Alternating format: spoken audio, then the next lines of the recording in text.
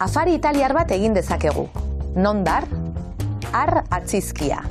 Tar, dar, star. Kaixo, zer moduz ari zara? Gaur, gauzen edo jendearen jatorria hitz egingo duzu. Hau da, norbait edo zerbait, nondarra den adieraziko duzu. Nik atzo, jatetxe mexikar batean afaldu nuen nire lengusuarekin. Bera, eibartarra da, baina orain Gasteizen bizi da. Asko gustatzen zaio janari italiarra, baina jatetxe mexikarra probatu nahi zuen. Nirenek aneri, Alessandra, ikaskide italiarra aurkeztu dio. Apur bat urduri dago, baina oso jatorra da. Hemengo inguruak erakusten ari naiz. Primeran, egunen batean elkartu gaitezke. Afari italiar bat egin dezakegu. Noski. Norbaiten edo zerbaiten jatorria azaltzeko, ko edo go atzizkia erabiltzen da. Baina gauza bera adierazia alda, ar atzizkia erabiliz.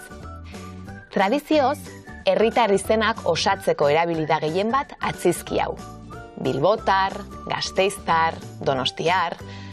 Kasu honetan, galdetzailea nondar izango litzateke. Beraz, bi modutara egin ahal da galdera. Nongoa da edo nondarra da. Adibidez, nondarra da Eneko Atxa sukaldaria. Eneko Atxa zornotzarra da, bizkaitarra. Noiz erabiltzen da ar, noiz dar eta noiz tar, izenaren amaierari begiratu behar zaio. Joerak argiak dira, baina badira salbuespenak.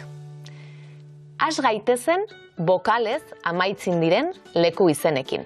Adibidez, 3 silaba edo gehiago izanik a letraz bukatzen diren leku izenetan, ar aldaera erabiltzen da. Lisboa, Lisbo, ar. Baiona, Baionar. Italia, Italiar. Salbuespenak, Erromatar, edota Andorra tar. 2 silaba edo gutxiago edota e amaiera baldin badute, tar amaiera jarriko dugu. Kuba, Kuba, tar. Bilbo, Bilbo, tar. E amaiera duten leku izenek, tar atzizkia hartuko dute. Txile, Txile, tar. Zipre, Zipre, tar. Igrekoz edo iz bukatzen diren leku izenek edota o edo u amaiera dutenek, ar atzizkia hartzen dute. Maroko, Maroko, ar.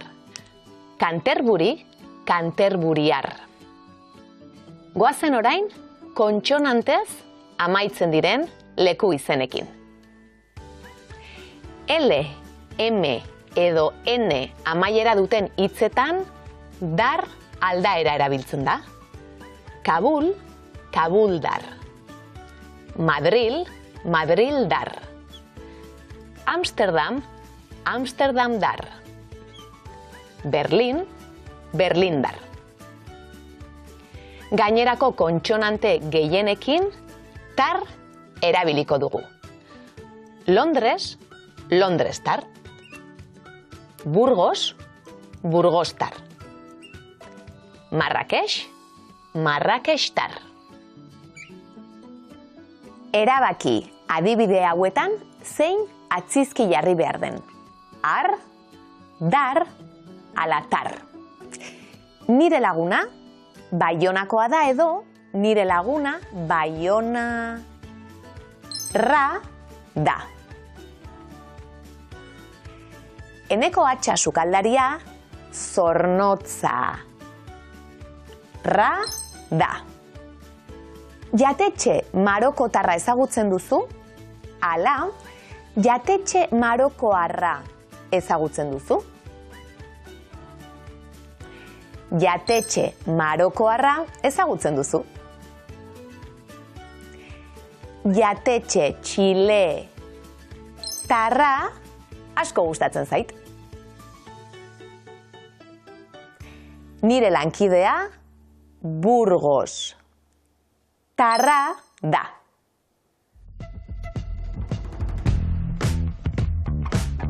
Norbaiten edo zerbaiten jatorria adierazteko, ar atzizkia erabili alda. Bilbotar, Gasteiztar, Baionar, Donostiar, kasu honetan galdetzailea nondar da. Noiz erabiltzen da ar, noiz dar eta noiz tar?